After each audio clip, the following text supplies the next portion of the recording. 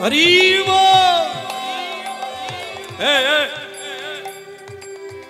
বন্ধ করো,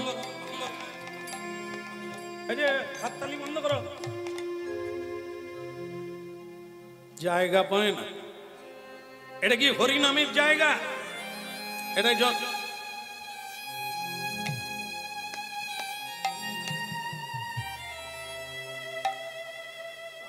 বুঝতেই পেরেছেন কোন দলের লোক? এটা কি হরিনামের জায়গা? হ্যাঁ, দেখতে পাচ্ছ না মা কালীর পতাকা উড়ছে? হ্যাঁ, চোখ লাল, লাল তিলক, লাল কাপড়, বুঝতে পারছো না এটা বিপদ সংকেত? भाग जाओ यहां से, ये वृंदावन नहीं है, ये नवद्वीप नहीं है। हाँ चलो, यहाँ पे हरि नाम नहीं चलेगा। साधु देखले कोथाय पाठालो रे, আমাকে বললো ওর বাড়িতে জায়গাও আছে, জমিদার লোক, মন্দির আছে, আপনার জায়গা হয়ে যাবে। ওরে বাবা, এ তো সোজা হয়ে দাঁড়াতে পারে না।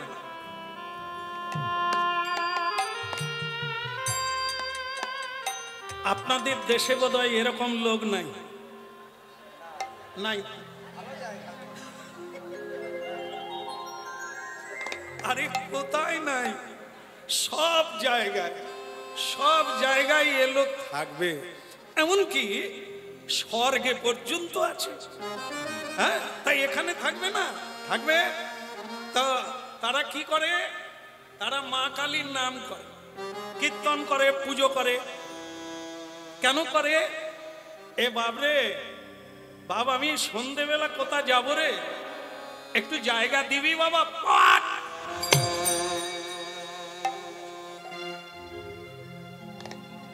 আমার বাড়িতে কোনো এই বৈষ্ণবের জায়গা হবে না। অনেকে ভালোবেসে বৈষ্ণব বলে, বৈষ্ণব বলে না, বৈষ্ণব আর বৈষ্ণবী। তা এখানে কোনো বৈষ্ণবের জায়গা হবে না। চলা, এই দেখে একটা জিনিস জেগে রাখবেন, এ পৃথিবী জুড়ে যেখানেই যান আপনারা, কখনো যদি দেখে প্রকৃত বৈষ্ণব, সেই বৈষ্ণব কিন্তু অভাব।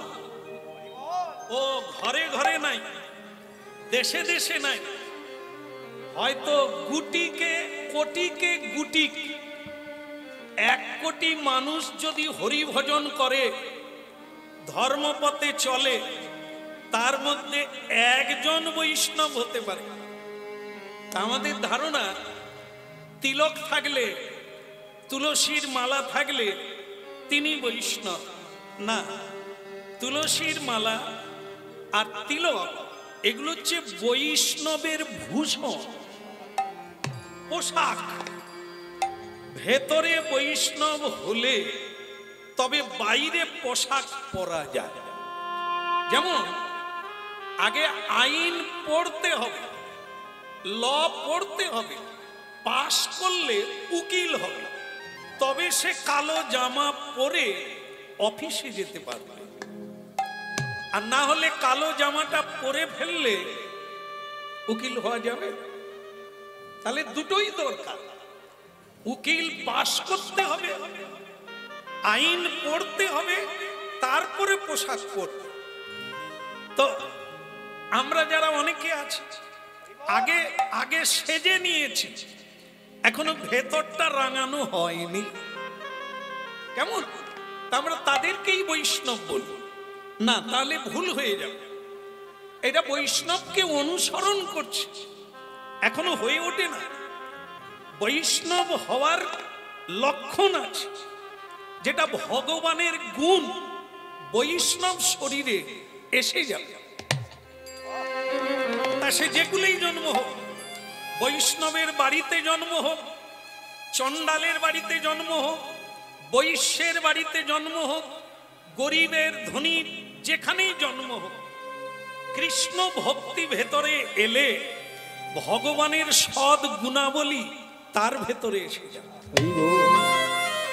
এইখানে দেখুন, আস্তে আস্তে কেউ যদি আমাদের অপমান করে আমরা তাকে ছেড়ে দিই না, এটা বৈষ্ণব লক্ষণ নয়।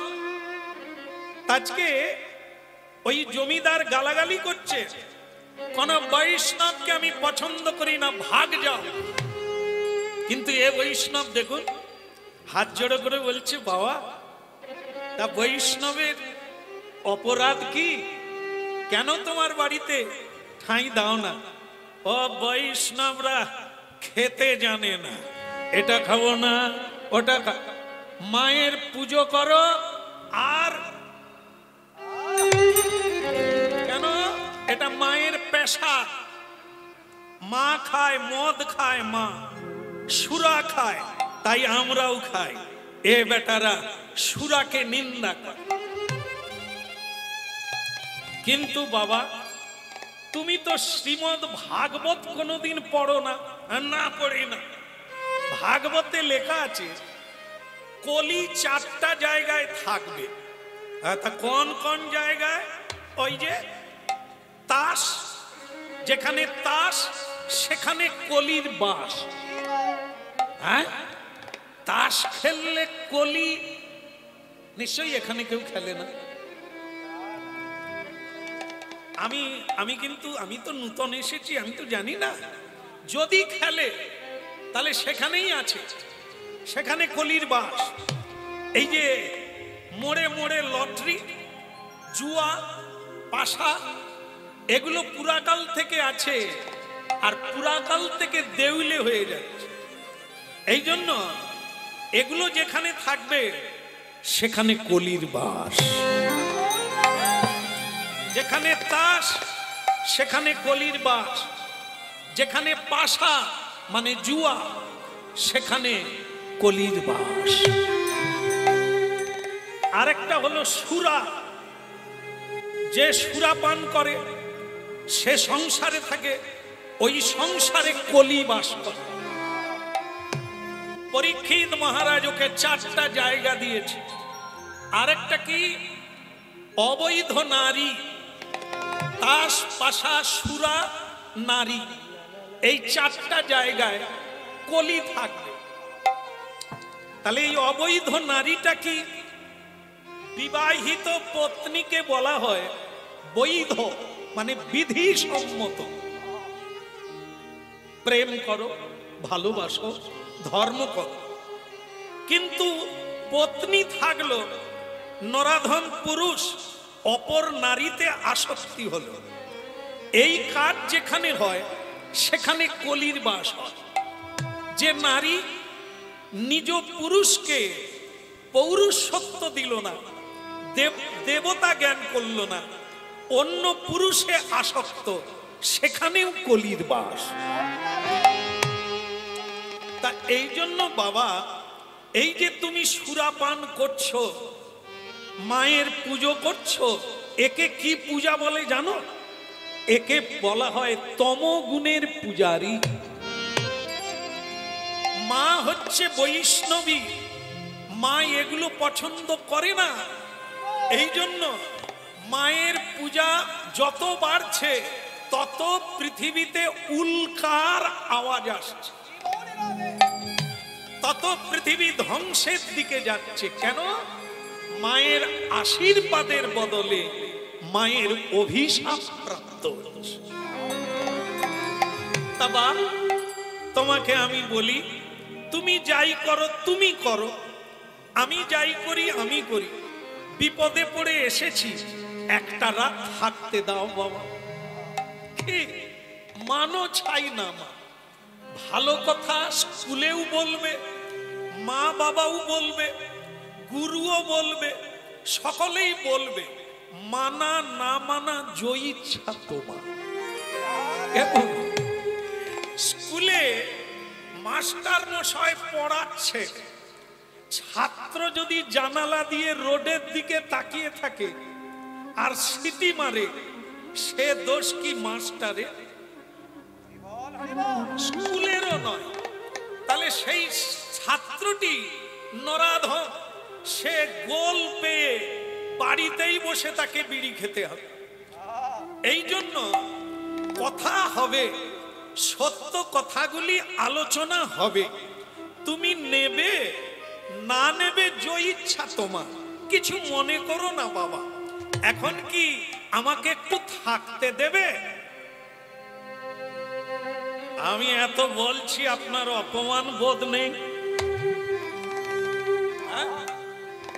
অন্য লোক হলে পালিয়ে যেত, এরপরেও আপনি পালাচ্ছেন না, আবার আপনি বলছেন থাকবে।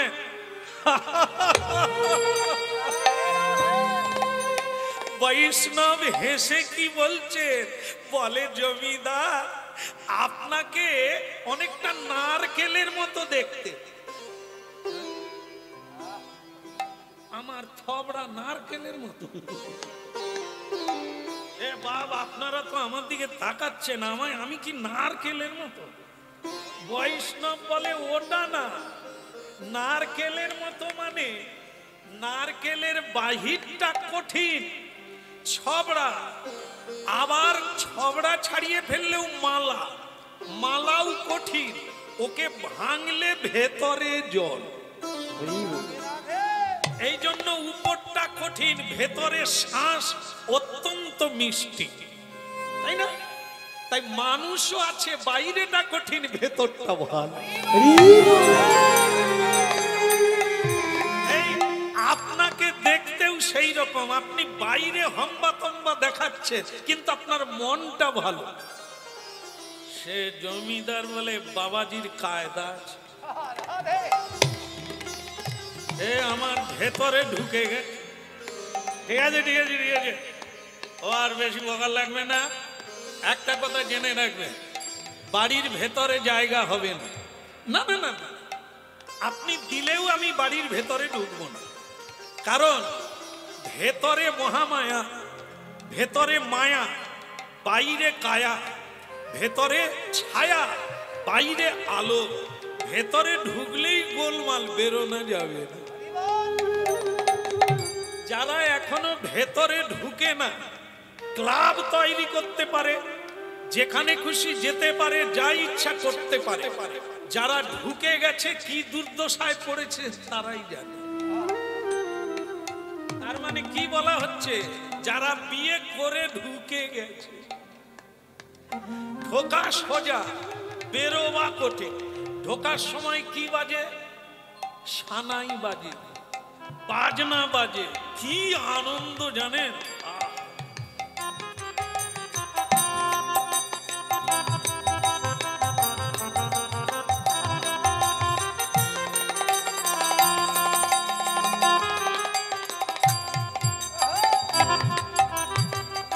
কি নমস্কার, কি আনন্দ, সানাই বাজছে, আমরা বিয়ে করে ঢুকে যাই, মনে হয় স্বর্গে বাস করছি।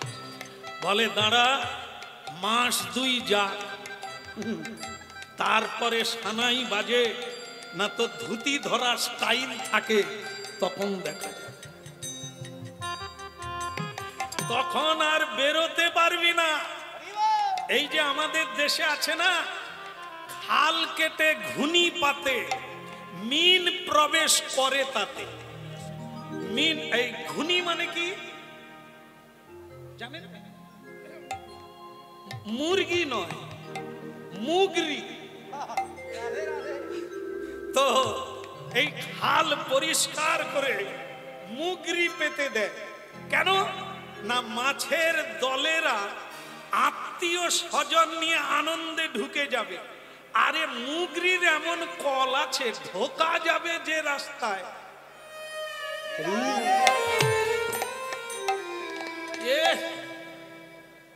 এ সংসার মুগরিটা ওই রকম, এতে ঢুকা যত সোজা, ওই রাস্তায় বেরো না যাবে।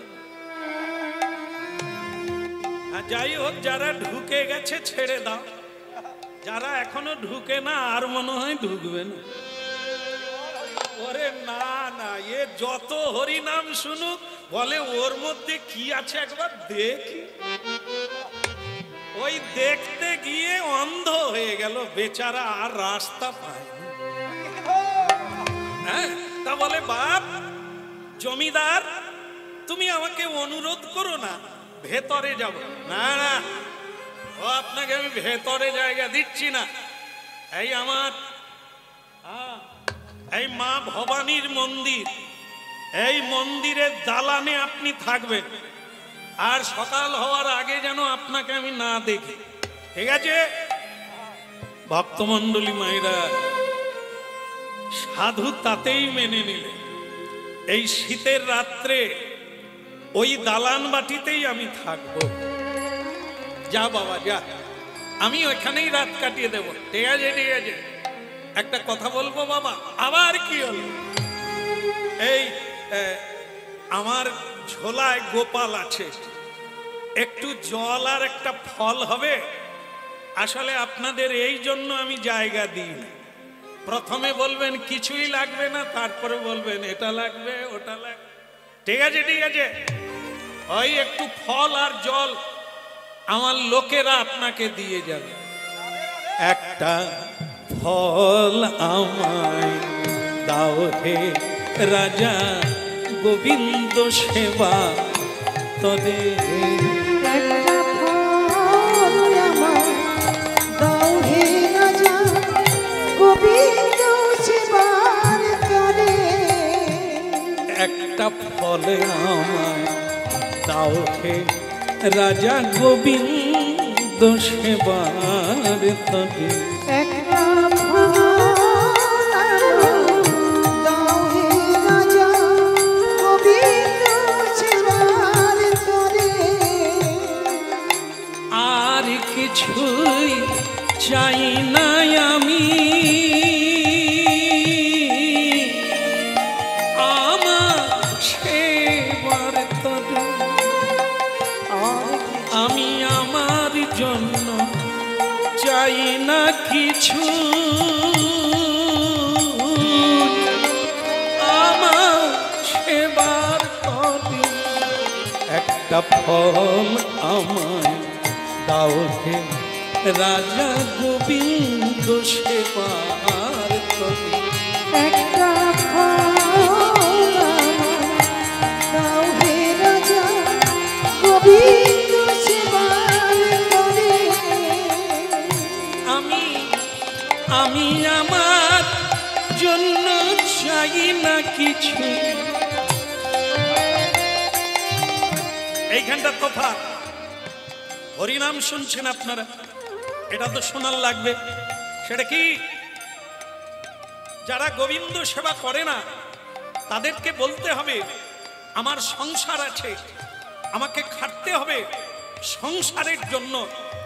সাধুরা কিন্তু এই কথাটা বলে না, তারা একজনেরই কথা বলে, আমি আমার জন্য চাই না কিছুই। তার মানে কি? যে বাড়িতে ভগবানের জন্য ভোগ লাগে তার বাড়িতে কি আলাদা করে রান্না করতে হয়? হয় না। ওই ভোগ সংসার সকলে খাবে। তার মানে গোবিন্দের জন্যই রোজগার করতে হবে, গোবিন্দ সেবার জন্য পরিশ্রম করব, আলাদা করে নয়, আমার জন্য নয়, আমার ছেলে মেয়ের জন্য নয়, গোবিন্দ। আমি আমার জন্য চাই না কিছু,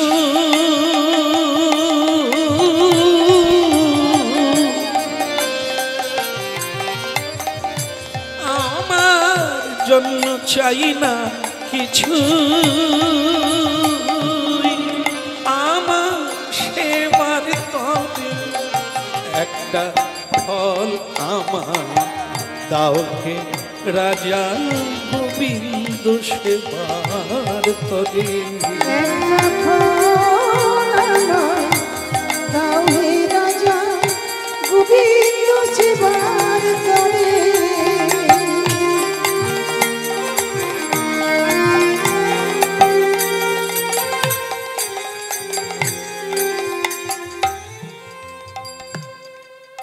গভীর রাত্রি, একটা জামা কাপড় দিল না, একটা ঘর দিল না, শুধু দালান বাটিতে থাকতে দিল।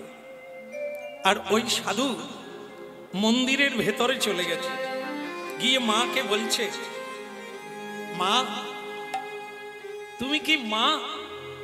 তোমাকে কি মা বলা যায়? কিরকম মা?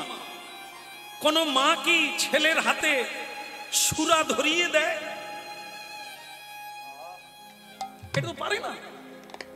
এই যে জীবন্ত মায়েরা, প্রতিমার মাঝে প্রতিমা বিরাজে। হায় রে অন্ধ, চিনিস নে মাকে তো তোরা পুজিস নে। খড়ের প্রতিমা পুজিস নে তোরা, মাকে তো তোরা পুজিস নে। যে ছেলে নিজের গর্ভধারিণী মাকে খুশি করতে পারে না, মায়ের চোখের জল মুছিয়ে দিতে পারে না, সে ছেলে খড়ের প্রতিমা পূজা করে মায়ের কৃপা পাবে কখন? জীবন্ত মা, প্রতি মার মাঝে যত মা আছে সব মায়ের মধ্যে প্রতিমা বিরাজে।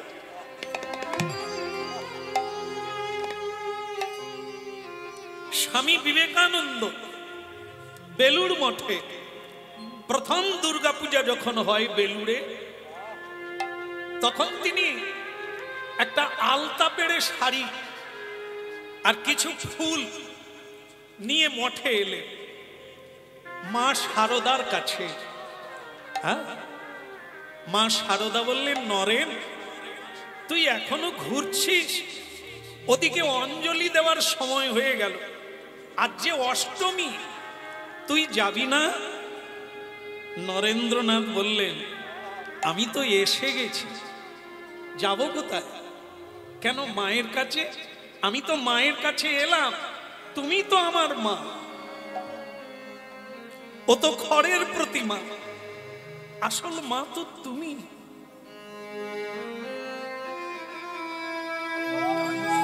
ওই শারদা মায়ের পায়ে ওই শাড়িটা দিয়ে, ফুলটা দিয়ে চোখের জলে কাঁদলো, মা আপনি আশীর্বাদ করুন, আমি যেন মানুষের দুঃখ দূর করতে পারি।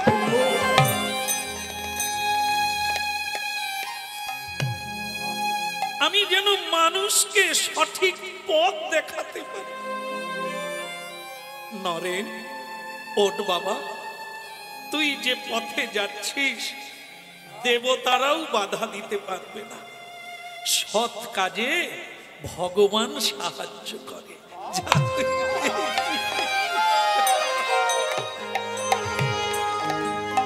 বলো না আমার ভুলিতে তাহারে, সুধা মাখা হরি না। ওই বলু নয়া ভুলিতে তারে, সুধা মাখা হরি না। বলো না, বলো না, ও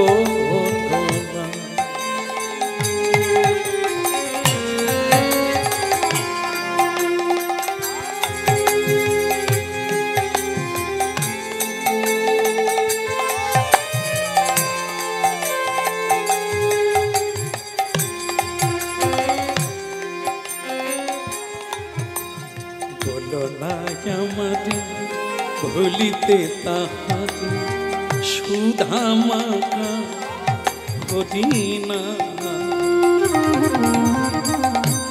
বলো না আমারে ভুলিতে তাহারে, সুধা মাখা এই না।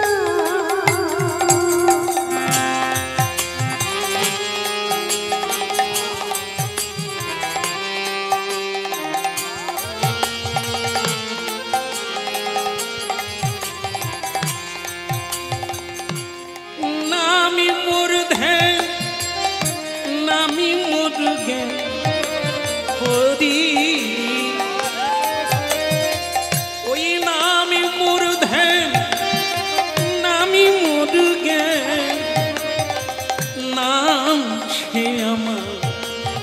প্রাণেরই প্রাণ বলো না আমার ভুলিতে তাহাদের সুধা মাখা কদিনা ভুলো না আমারে ভুলিতে তাহারে সুধা মাখা কদিনা আদিনা আমি কৃষ্ণ না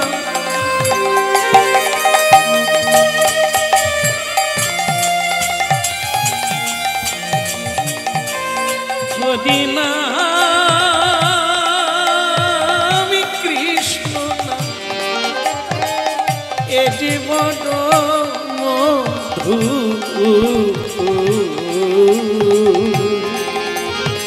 মধুর মধু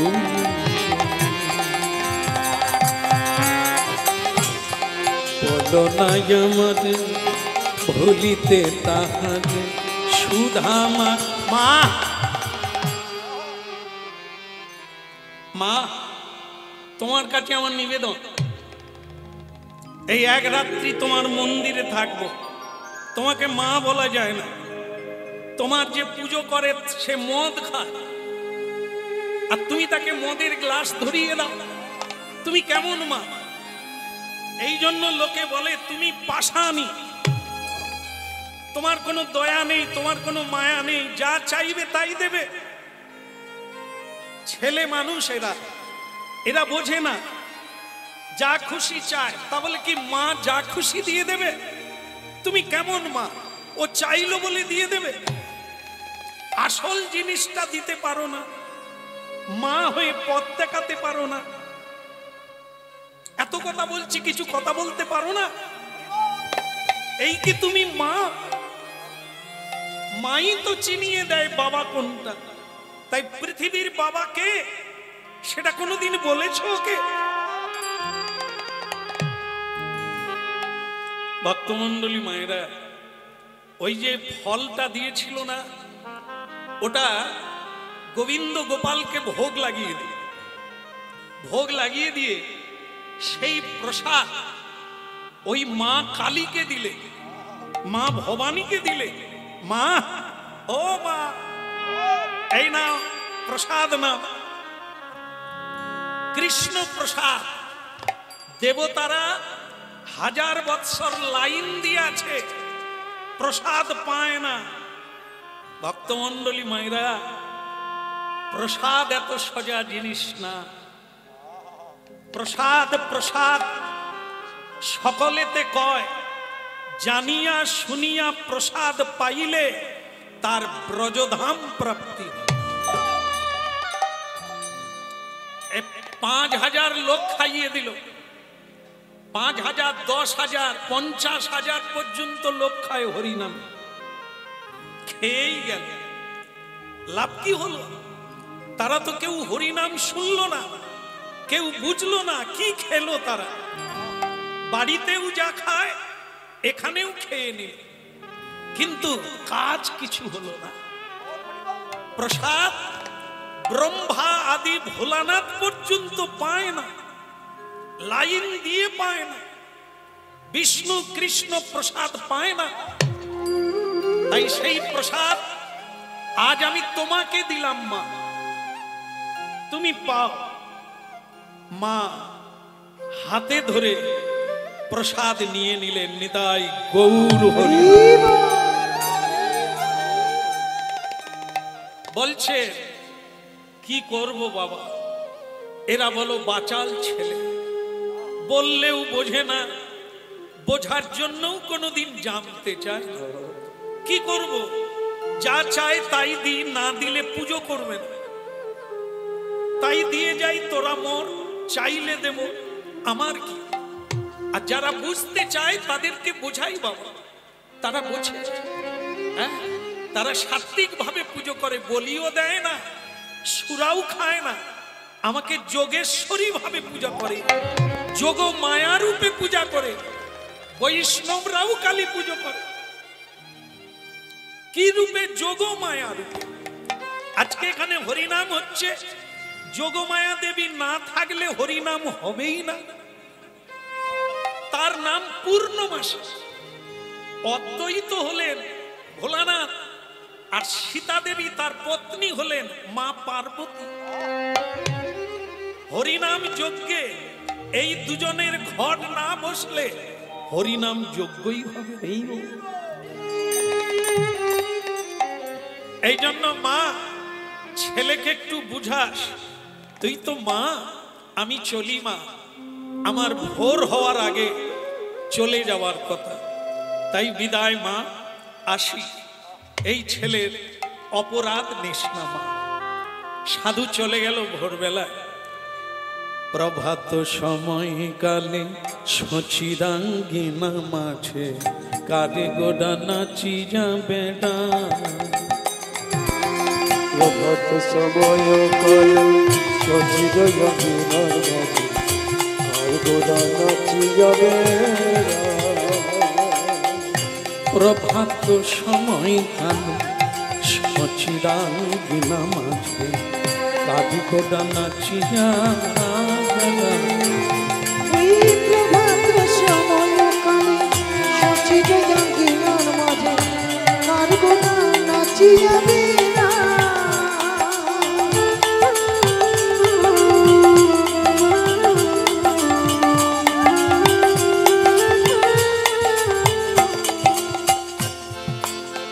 জাগনি গো সচি মাতা গৌরাইলা প্রেম দাতা।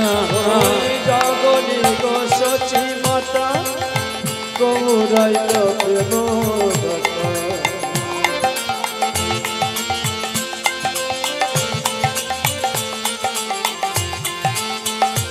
জাগনি গো সচি মাতা গৌরাইলা প্রেম দাতা। ঘরে ঘরে হরি নাম বেলা প্রভাত সময় কাল সচিরাঙ্গিনা মাঝে কাঁধে গোটা নাচি যাবে না। ওই প্রভাত সময় কালে সচিরাঙ্গিনার মাঝে কার গোনা নাচি যাবে না।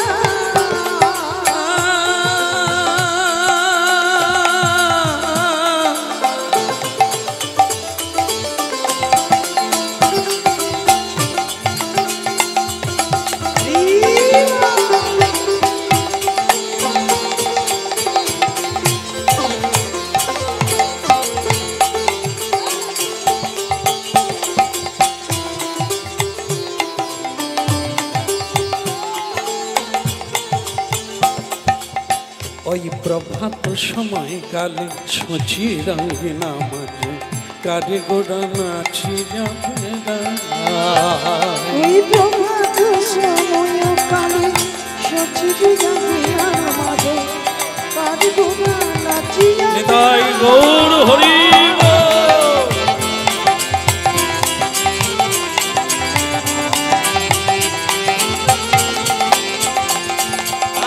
জাগনি গো সচি মাতা, জাগনি গো সচি মাতা গৌরাইলা প্রেম দাতা। ওই জাগনি গো সচি মাতা গৌরাইলা প্রেম দাতা। জাগনি গো সচি মাতা গৌরাইলা প্রেম দাতা। ও জাগনি গো সচি মাতা গৌরাইলা প্রেম দাতা। ঘরে ঘরে হরি নাম বেলা, ওই ঘরে ঘরে হরি নাম বেলা। প্রভাত সময় কালে সচিরাঙ্গিনা মাঝে কাঁধে গোডা নাচি যাবে না। ওই না প্রভাত সময় কালে নিতাই গৌর হরি বল। কার গোনা নাচি যাবে না।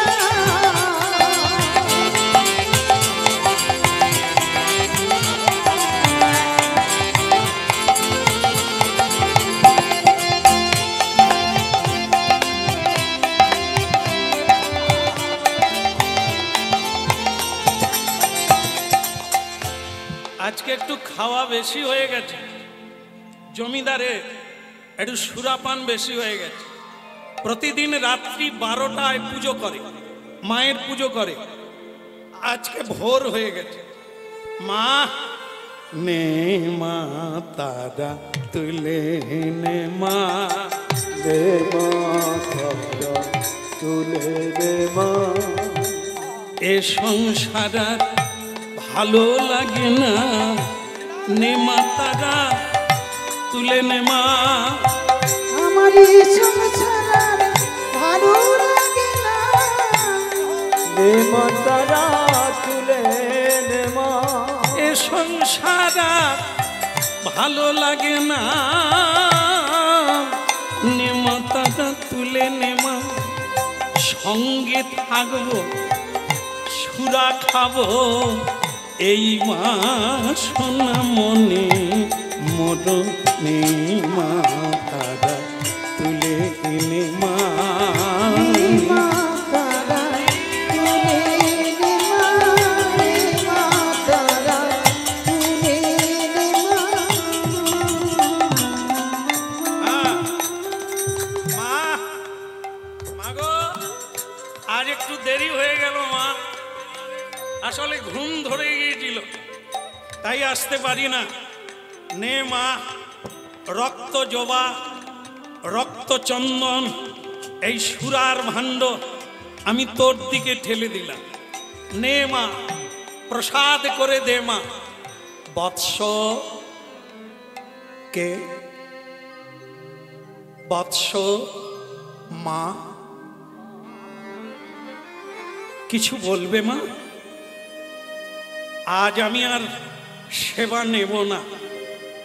কেন মা, দেরি হয়ে গেছে? না, আজ প্রসাদ পাওয়া হয়ে গেছে। নিতাই গৌর হরি। যেটা তুই কোনোদিন দিতে পারিস না, আজ ওটাই পেয়েছি। যেটার জন্য আমার স্বামী ভোলানাথ পরমেশ্বর বৈষ্ণব ওই কৈলাসে শ্মশানে বসে আছে, যা পাওয়ার জন্য এই প্রসাদ, আজ সেটা আমি পেয়ে গেলাম। আহা, তোর জন্য হলো।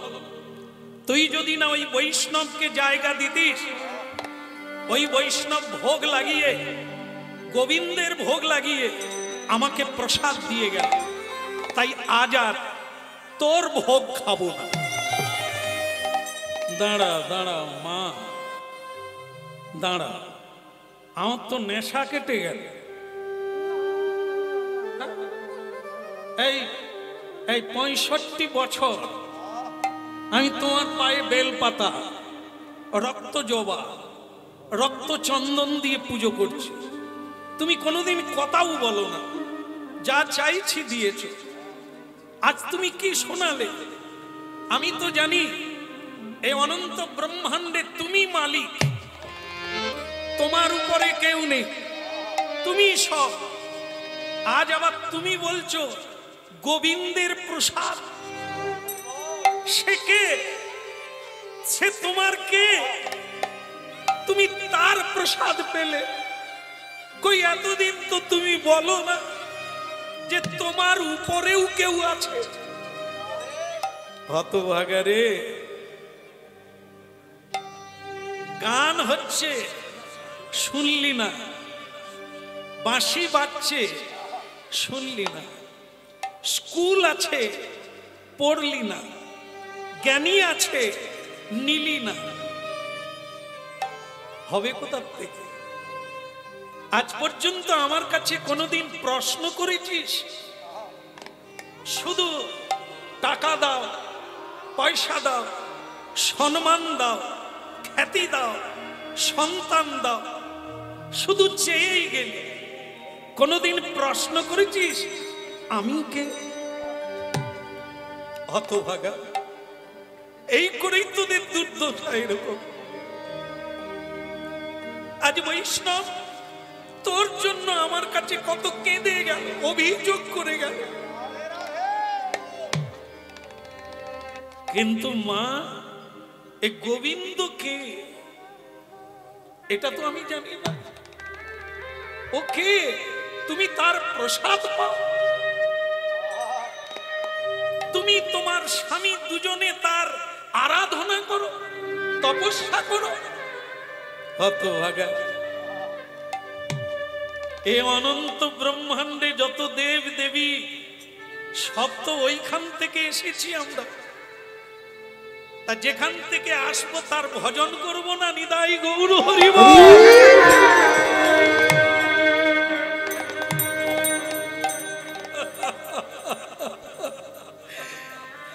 কোনদিন জানতেও চাইলি না তোর কি করা উচিত, মা আমার কি করা উচিত বললি না, জানবি কি করে?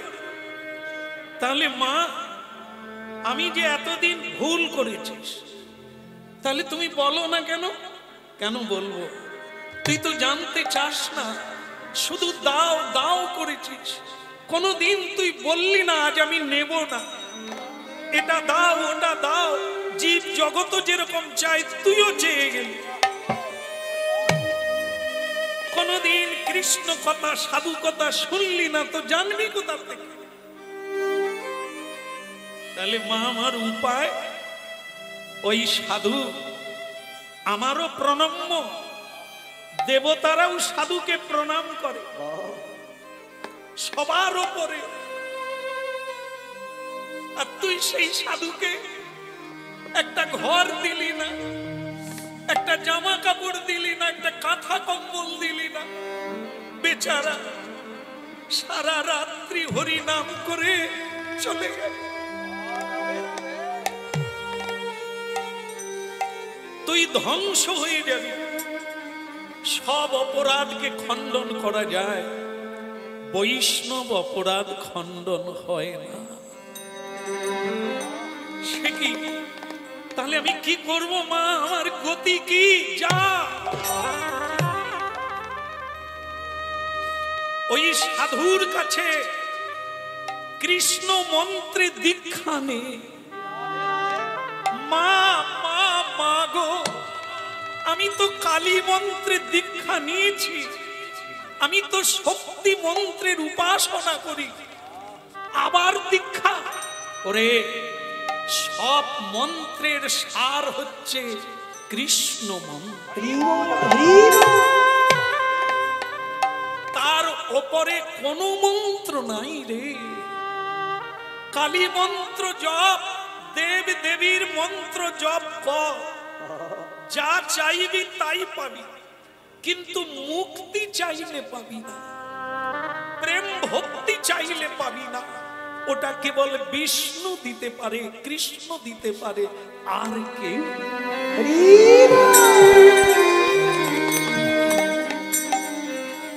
যা, তিনি কোথায়? ওর কাছে গিয়ে দীক্ষা নিবি। দীক্ষা মন্ত্র যে দেয় সে বাবা হয়ে যায়, বাবা ছেলেকে ক্ষমা করে। যা, কিন্তু তাকে পাবো কোথা তা আমি জানি না। ও চলে গেল আমাকে বলে, বলল ওর মঙ্গল কর।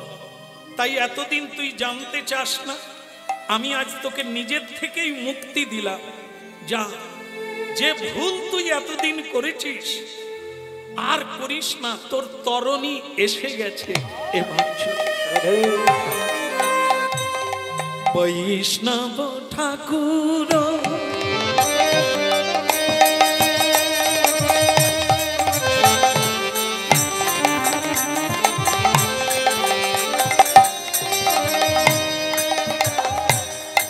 বৈষ্ণব ঠাকুর দয়ার সাগর, এ দাসে করুণা করি। আমার বৈষ্ণব ঠাকুর দয়ার সাগর, এ দাসে করুণা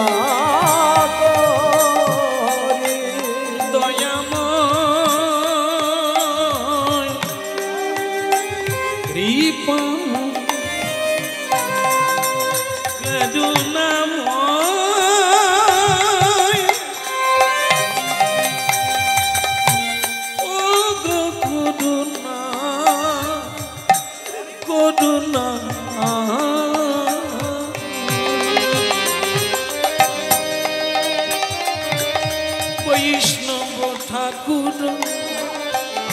করুণা সাগর এ দাসে করুণা করি